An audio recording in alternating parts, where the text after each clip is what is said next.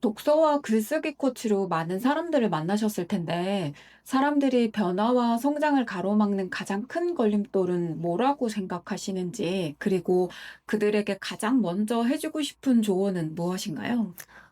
제가 강의 글쓰기를 하다 보니까 사람들의 변화와 성장을 가장 가로막는 돌은 두려움이었던 것 같아요. 사실 저도 두려움이 커서 SNS를 시작한 거는 책 읽고 나서 바로 하지 않았었거든요. 항상 내 글을 왜 써야 되는지 이런 목적도 없었고.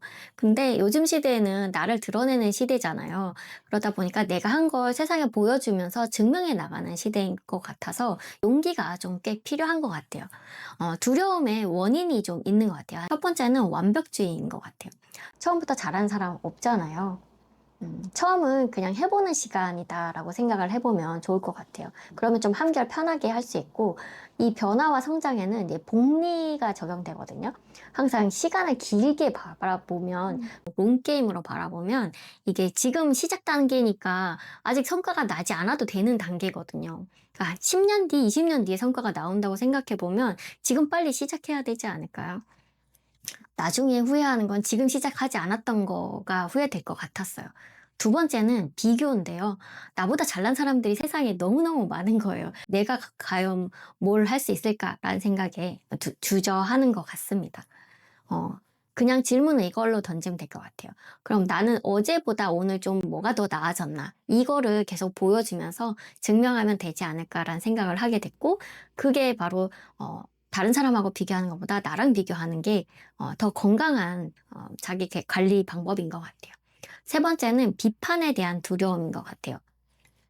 특히 나를 비판할까봐 두려워서 SNS나 이런 데 나를 드러내는 거를 두려워하는 것 같거든요.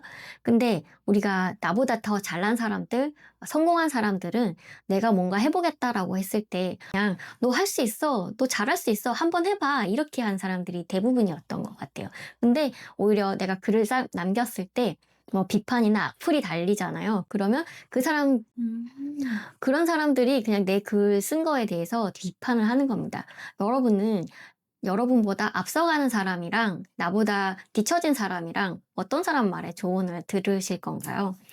처음부터 비판을 받을 필요가 없는 경우죠. 또 하나 말씀드리고 싶은 거는 두려움과 불안은 세상에 일어나지 않은 감정이거든요. 그러니까 한번 뭔가 시도를 해보면 불안함과 두려움이 사라져요. 실패를 얼른 해보세요. 그리고 그 실패를 가지고 다시 성공으로 바꿔가시면 됩니다. 실패해도 괜찮은 변화부터 아주 작은 실수부터 빨리 실패해보고 그거를 실패했더라라고 SNS에다가 공유를 하세요. 그러면 많은 사람들이 응원하고 다시 한번 시작하게 되는 그런 계기가 될 것 같아요.